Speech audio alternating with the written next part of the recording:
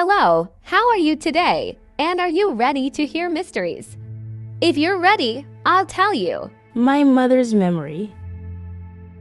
I run a private campground. It's a job I've trained for my whole life. My dad learned it from his grandfather, and then he and my mother taught me how to deal with both the mundane aspects of land management and the more specialized tasks.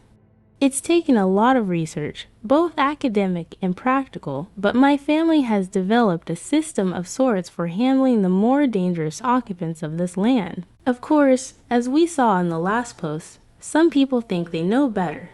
Fortunately, this post is not about them.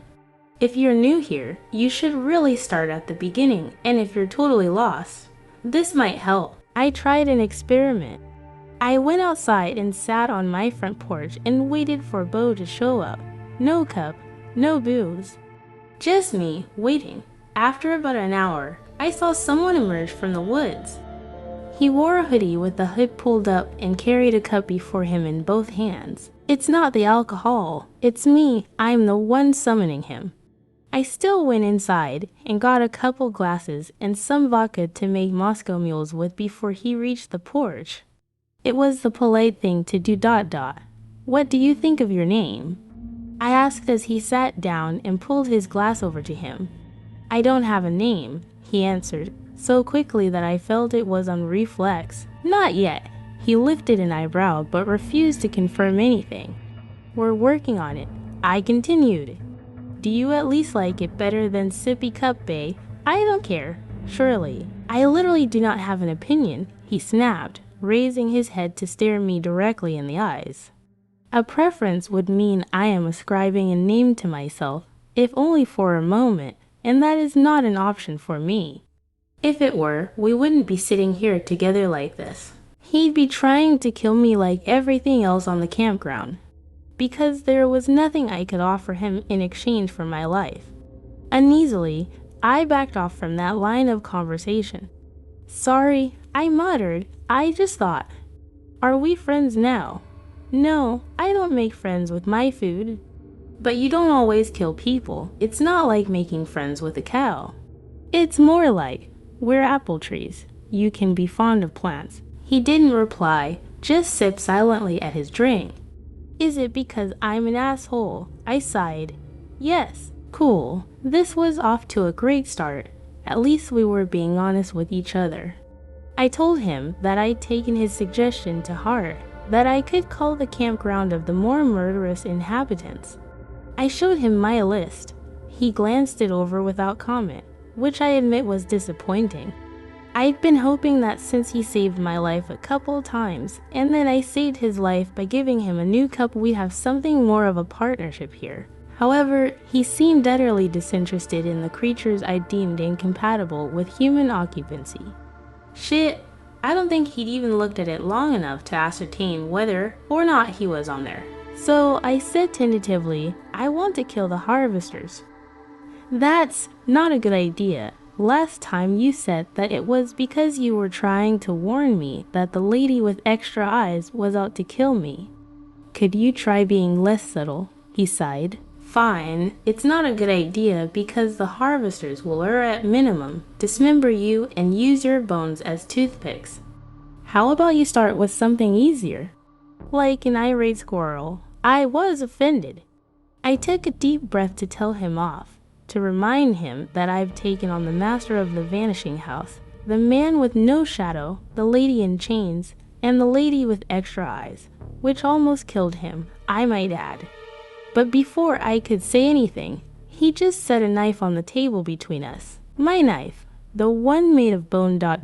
You shouldn't lose your weapon so easily, he said quietly. Also, you don't actually know how to wield it. You were watching, I accused. He nodded softly. I drank about half of my mule in awkward silence, made even more uncomfortable, the growing realization that Bo had no intention to break said silence. We finished our drinks without speaking another word, and he'd be just fine with that. Can I have my knife back? I finally sighed, if only to get the conversation going again. It's not mine. Why would I keep it? I'm not really certain what I'm doing here. None of my family has tried to hunt down the more dangerous creatures. We only go after the weak ones. This is uncharted territory for me. Then figure it out, camp manager. My title was a sneer. I clenched my hand into a fist under the table, and while I didn't act on my anger, I said nothing. I am certain he saw it, for he smiled slightly and lowered his gaze to the drink before him.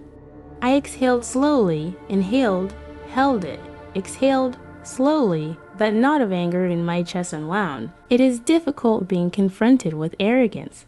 It is even more difficult knowing that the arrogance is earned, and there is little you can do to even the balance of power between you. Could you be a little more forthcoming? I finally said. I'm trying to ask for your help here. He sighed, lifted his drink, downed it, and then slammed the empty cup onto the table. I winced. It's good that I was using copper mugs because I think he would have broken a glass one. I can't, he hissed. I'm acting contrary to my nature already. It hurts. Would you try to hug a sea urchin? Your species weren't meant to interact, neither are ours. I'm sorry, I whispered, staring down at the table. You look human, so it's easy to forget, I guess. I'll do this much, he said. He stood, pushing my knife towards me as he did. I'll teach you how to wield it. Look for me in the morning. So this is a thing now. Knife fighting lessons with bow. As of writing this, I've had a couple already. It's not easy. He doesn't really do much teaching. It's more just me flailing at him until he gets bored or annoyed and slaps the knife out of my hand and leaves. I think I'm supposed to figure it out for myself and then get in practice with him. At least I've got the internet to help. In the meantime, I've been focusing on ending the camping season with a minimum of incidents. We're getting our fall surge as people come out to enjoy the cooler weather. There's more day trippers and fewer overnight campers, which is easier in that some of our monsters only come out at night, but harder in that the day trippers like to take hikes down through the deep woods. They also don't like when their quiet stroll through the wood is interrupted by an engine, so my staff are patrolling on foot. Brian's dogs are also spending their time in the deep woods. No one minds coming across a big, fluffy, friendly dog. Right. Meanwhile, I get to spend the day getting a spike of adrenaline every time a dog barks. At least Brian's dogs have a distinctive voice, once you know what to listen to. It's a deep, reverberating bark that carries easily across the campground. There's a specific cadence to it, when something is wrong, and they're not merely barking at a squirrel. Evenly spaced, but a sense of urgency in the short pauses between barks. I wish I could say I was surprised to hear it when one of them sounded the alarm, but this is a bad year, the worst year, perhaps. I merely felt resigned. Of course. So I hopped on my four-wheeler back from the shop with only some cosmetic dents left that aren't worth fixing, and got on my radio to ask my staff to help pinpoint where the dog was located. Edge of the deep woods, they approximated. I dispatched Brian and another senior staffer in the hopes that they were closer than I was. Brian was, at least. He was already surveying the scene when I rolled up. His dog sat nearby, leaning its head against his side, tail thumping against the ground. Look, Brian said, pointing at two trees. Both were encircled with ratchet straps. Caught between the bark and the strap were the torn remains of ropes. Hammock ropes. Something had torn the hammock off the tree. The hammock monster hunts by daylight. It targets people in hammocks. I said all this to Brian, and he nodded thoughtfully. But the hammock monster controls people after they fall asleep. This thing tore the hammock off and dragged it, and potentially its occupant as well, into the woods. Maybe it got impatient, Brian suggested. Or maybe it's not the hammock monster. I muttered. I wasn't terribly convinced. This was too specific of a target. With the way things were changing this year, it was very possible the hammock monster had also changed its hunting habits. At least this would be an easy rescue, I thought. The hammock monster had avoided confrontation in the past. We just had to find the victim before too much of its mind was taken. I directed Brian to let his dog take the lead. I would go next, and he could take the rear. Brian normally didn't do a lot of hunting. He controlled the dogs but tended to stand back and do only that, leaving the rest of the work to us. I've never pressured him to do more. The dog led us down into the deep woods. We went off trail, and even I could pick the direction the monster had gone from the broken branches and crushed leaves. Usually the only creatures that leave such an obvious trail are the ones that are big enough or powerful enough to not rely on stealth or ambushes to hunt with. I began to grow uneasy, even with the reassuring feel of my shotgun in my hands. The dog halted, it raised its head and stared intently towards some large trees that blocked our view. The normal noises of the forest surrounded us, but when I stopped and listened intently, I could hear a faint slurping noise coming from behind the trees, like something was drinking. Something new, perhaps. There are plenty of vampiric creatures recorded, but the burns up in daylight problem was also pretty firmly established, and I couldn't recall which or if any didn't have to hunt at night. I gestured for Brian to stay back. His dog stayed by his side because apparently I rank lower in the hierarchy of people to protect, which I get. But at the same time, I was also the one going straight into danger. So a little backup would have been appreciated. I swung wide, giving myself plenty of distance in which to fire if I needed to. Or run away. Running away is always an option that's on the table. I first saw a pair of thin ankles and bony feet, the flesh dangled from them like drapes. I edged further forwards, bringing more of the monster into view. A bony body, the spine clearly visible beneath slate skin that hung off its underbelly in swaying folds. The hammock monster, it had altered its hunting methods. The camper lay in her hammock, the fabric twisted around her, pinning her arms and legs together. Only her head was visible, or at least, what was left of it. The top of the woman's head had been neatly carved off. The hammock monster crouched over the exposed skull, noisily sucking up brain matter. At least I didn't have to worry about hitting the victim now, I thought with resignation. I raised the shotgun and fired. The shell punched a ragged hole into its back, angling just downwards of the spine. It pitched sideways, opening its mouth in a silent screech that I heard in my mind alone. It lanced through my brain like a knife, and I doubled over, gasping for breath as for a moment, all thought was shattered into pieces at the sound. Like something had shaken my mind, scattering the fragments like a snow globe, until they settled once more. I caught a glimpse of something charging towards me. Its stomach sloshed back and forth, taut like it had swallowed a basketball. Empty eye sockets with branches growing out, crooked and sparse, a handful of green leaves clustered around the eyeballs that stared fixedly at me. The sclera was bloodshot. This stood out in my mind. Then there was a palm in front of my face, and the creases in the skin shone like silver thread. And the next I knew was I was walking through the woods with my mother. We walked through ashen mud. It came up to our knees. She held my hand. This was an early childhood memory. Only bits and pieces were vivid. I remembered the shape of a stick and the feel as it broke when I stepped on it. And this seemed odd because we were walking through mud. I didn't remember my mother's face, nor any other details about her, but rather I remembered her as a strange, abstract concept of my mother. "Kate," she said, "you need to know this land is special." My attention was focused on the mud. It seemed wrong that it'd be there. I looked to the trees to see how they were faring in this strange flood, and they loomed out at us as dead, dry things with matted branches. One of them brushed my face, catching at my hair, and I slapped it away.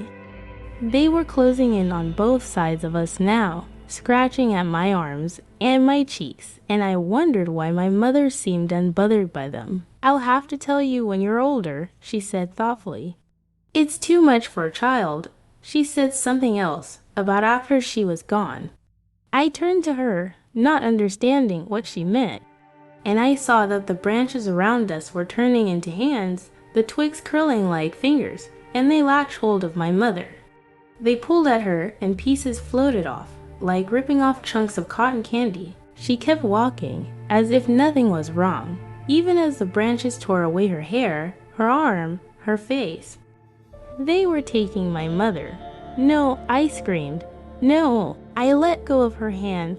I shoved past her, throwing myself at the trees.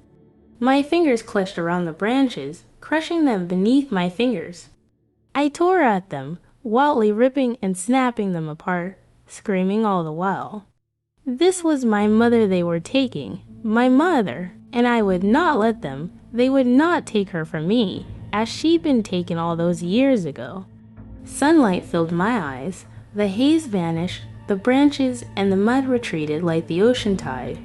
And I was screaming in rage, my hands closing around a thin neck, and I slammed my forehead forwards. The snap of branches echoed in my ears. I felt something sharp gouge my brow, and then I reeled back, my skull having connected with something unyielding. Dazed, I stumbled backwards, feeling blood flowing down the side of my face. In front of me, the hammock monster howled in pain, fingers clutched around its eyes. One of the branches was snapped in two, the eyeball lying on the ground like a split grape. The other dangled from only a few fibers, bobbing wildly back and forth as the creature thrashed. From off to my left, I heard Brian approaching, calling my name in fear. His dog crashed through the underbrush, barking madly, and at the sound of its cries the hammock monster turned and fled. Its long legs propelled it forwards in bounds, and it quickly vanished out of sight, hands outstretched to feel its way through the trees as it went. Breathless, Brian appeared from around the trees and took in the scene, the dead camper. My blooded face, and the cut on my brow from where the hammock monster's eye branch had gouged it. Well, that solved one dilemma for me, I gasped. Hammock monster just made it to the top of my list. I still have the memory of my mother, but it has been tarnished. I no longer remember the original scene. What else my mother might have said to me in that moment when it was just the two of us. I remember instead what the hammock monster tried to take from me, of my mother's body coming apart like a cloud in the wind. I will not forgive it for taking this from me. This morning I asked Bo, during training, what he thought about going after the hammock monster. It has become more aggressive lately, he replied thoughtfully. I, for one, would be happy to see it go away before it impinges on my own prey. I feinted towards his head, and then rotated my forearm and wrist to stab at his side. His own knife was already there to block it, having anticipated my redirection. Not fast enough. I wasn't fast enough yet. I have no doubt that you are physically strong enough to kill it. It's your will that is weak. Bullshit. I snarled, lunging for him. He merely stepped around the thrust from my knife, seized my wrist, punched me in the solar plexus, and walked off while I was doubled over on the ground, wheezing for air. I'm a campground manager. I've given Bo's warning some more thought. He said my will was weak, and initially I thought that he had to be wrong. That it was just another taunt. Yet, perhaps I am weaker than I believe. It was anger that pulled me out of that place the hammock monster had sent me to. Anger that has carried me forwards when I needed to fight. But without that anger, what am I? With it, I commit atrocities ...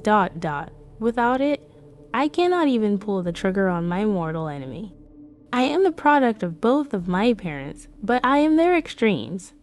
The gentleness of my father turned into cowardice, and the fury of my mother turned into unthinking cruelty. I'm not seeing a therapist. There's one in town, and while the staff get free or discounted therapy sessions with her as part of the benefits package, I'm not so sure she's all that effective. And I sure as hell I am not finding someone outside of town. I think I'm on my own for figuring myself out, and I don't really have the time to go on a retreat and discover my inner child, or whatever the heck it is you do to work through anger issues. I've got a monster to kill. Thank you for joining us on this journey into the heart of darkness. If you enjoyed this tale, please like, subscribe, and stay tuned for more chilling stories of the unknown.